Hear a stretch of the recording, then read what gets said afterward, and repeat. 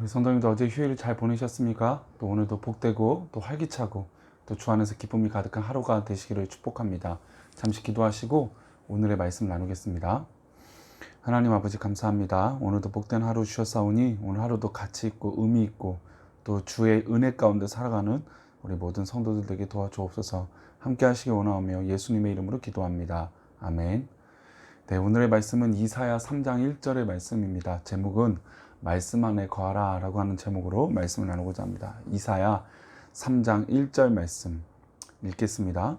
보라, 주 만군의 여호와께서 예루살렘과 유다가 의뢰하며 의지하는 것을 제하여 버리시되 곧 그가 의지하는 모든 양식과 그가 의지하는 모든 물과. 사람들은 저마다 의지하는 것이나 아니면 믿는 구석이 있습니다. 내가 의지하고 믿는 구석이 있으면 마음이 든든하고 불안해하지 않을 것입니다. 이렇게 하다고 안 되면 또 저렇게도 해보고 또 이 계획이 실패하면 저 계획으로 해볼 수 있는 것입니다. 플랜 A가 있고 B도 있고 C도 있을 수 있죠. 근데 이 모든 것이 실패하고 또 어려워지면 어떻게 될까요? 우리 하나님의 입장에서 볼 때 우리가 언제나 처음부터 끝까지 하나님을 찾고 하나님 앞에 기도해야 되는데 인간의 관계나 인간의 욕심이나 인간의 판단은 자기가 하고 싶은 모든 것들을 해놓고 그 다음에 잘 안 됐을 때 하나님을 찾는 경향들이 많다라는 것이죠. 그래서 이사야 어제 본문이었던 2장 20절에는 이런 말씀이 있습니다. 너희는 인생을 의지하지 말라. 그의 호흡은 코에 있나니 새말 가치가 어디 있느냐.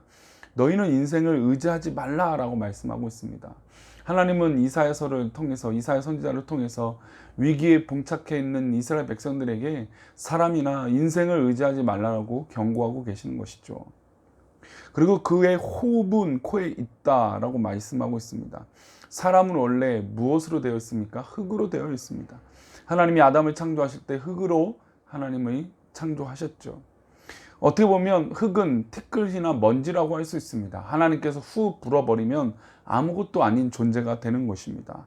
이렇게 아무것도 아닌 존재가 하나님을 찾지 아니하고 내 인생을 의지하고 내 마음을 의지하고 내가 더 튼튼할 것이라고 착각 속에 단단할 것이라고 착각 속에 삶을 살아가다가 크게 깨질 수 있다는 것입니다. 그래서 하나님은 너의 인생을 의지하지 말고 그의 호흡은 코에 있고 새말 가치가 없다. 어디 있느냐라고 반문하고 계시는 것입니다. 하나님을 배제하고 삶을 살다가 안 된다는 것이죠. 창조주 하나님은 배제하고 불면 날아가 버릴 흙과 같은 인생을 우리는 의지할 때가 더 많습니다. 참으로 헛되고 헛된 것이죠. 하나님께서는 사람을 의지하는 인생을 심판하실 것입니다. 하나님의 우리가 의지하는 것들을 하나하나 차례대로 제거하실 것이죠. 하나님이 우리를 회복하신다면 우리 앞에 있는 인생을 의지하는 것들을 하나하나 제거를 하신다는 것을 우리는 기억해야 됩니다.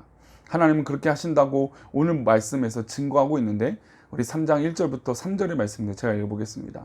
보라, 주 만군의 여호와께서 예루살렘과 유다가 의뢰하며 의지하는 것을 제하여 버리시되 곧 그가 의지하는 모든 양식과 그가 의지하는 모든 물과 용사와 전사와 재판관과 선지자와 복술자와 장로와 50부장과 귀인과 모사와 정교한 장인과 능란한 요술자들을 그리하실 것이며 하나님께서 예루살렘과 유다가 의뢰하는 것, 즉 예루살렘과 유다 백성들이 의지하는 것들을 제하여 버리신다는 것입니다. 이것은 믿음의 백성들에게 더 하나님은 그렇게 하신다는 것이죠. 선택하신 하나님의 백성들을 오히려 더 온전히 하나님만 의지하도록 하나님 말씀하고 있습니다. 구체적으로 용사나 전사나 재판관이나 선지자나 복술자나 장로나 50부장이나 귀인이나 모사나 똑똑한 사람이나 지혜로운 사람이나 정교한 장인이나 전문가나 능란한 요술자도 하나님 앞에 우선이 될 수 없다는 것입니다. 하나님은 하나님의 백성들을 의지하는 것들을 또 하나님의 백성들이 하나님이 아닌 것들을 의지하는 것들을 하나하나 제거해 나가시길 원하신다는 것이죠. 양식도 제거하고 물도 제거하고 우리가 의지하는 사람들 한 명 한 명을 다 제거해 버릴 것이라고 말씀하고 있습니다. 어떻게 보면 굉장히 무서운 말씀이죠. 우리가 이 말씀을 하나님 말씀을 믿는다면 우리는 사람 의지하는 것을 조심해야 됩니다. 하나님의 백성인 내가 하나님을 의지하지 않고 다른 것을 의지한다면 하나님이 질투심을 유발하게 될 것입니다. 질투하시는 하나님은 소멸하시는 분이십니다.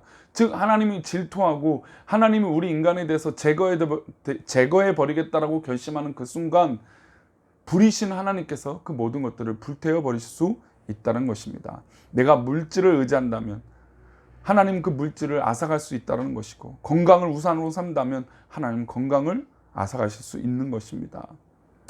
우리가 욥의 고난에서 볼 때 하나님은, 물론 하나님이 주체적으로 없애진 않으셨지만 마귀가 와서 엎드려서 이 욥에 대해서 심판을 제안했을 때 하나님은 그것을 용인하셨습니다. 건강과 가족과 자녀들 모든 재물들을 앗아가 버렸죠.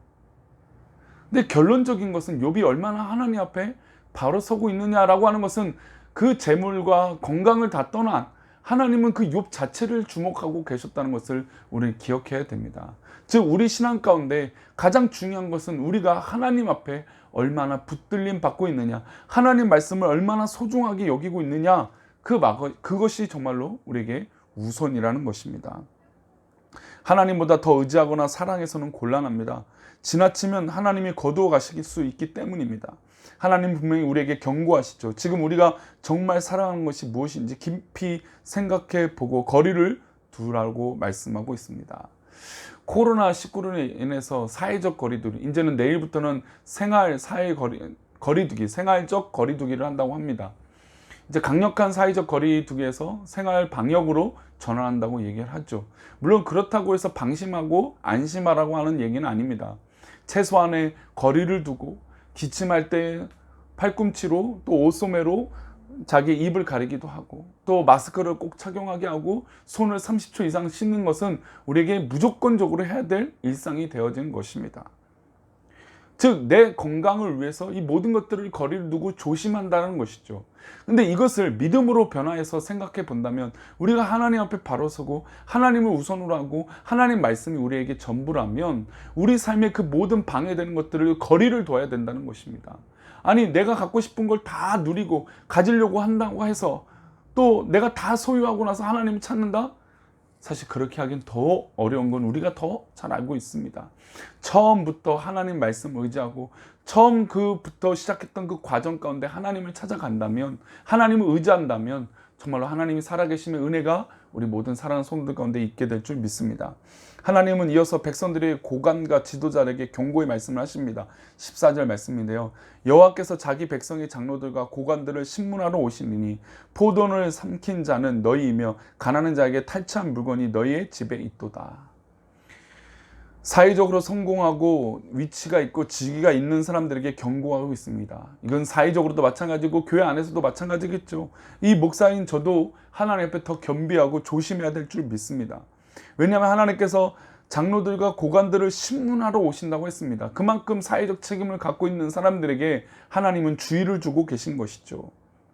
사회적 직위와 또 사회적 능력으로 말미암아 어려운 사람들을 삼키거나 가난한 자에게 탈취한 일이 있어서는 안 될 줄 믿습니다. 이어서 하나님은 당신의 백성들, 하나님의 백성들을 사람들에게 이렇게 말씀하십니다. 16절인데요. 여호와께서 또 말씀하시되 시온의 딸들이 교만하여 느린 목 정을 통하는 눈으로 다니며 아기작거려 겉으로 발로는 쟁쟁한 소리를 낸다 하시도다. 시온의 딸들은 여성들만 의미하는 것이 아닙니다. 시온 즉 하나님의 성전에 있는 곳, 그곳에 사는 모든 백성들에게 말씀하고 있는 것이죠.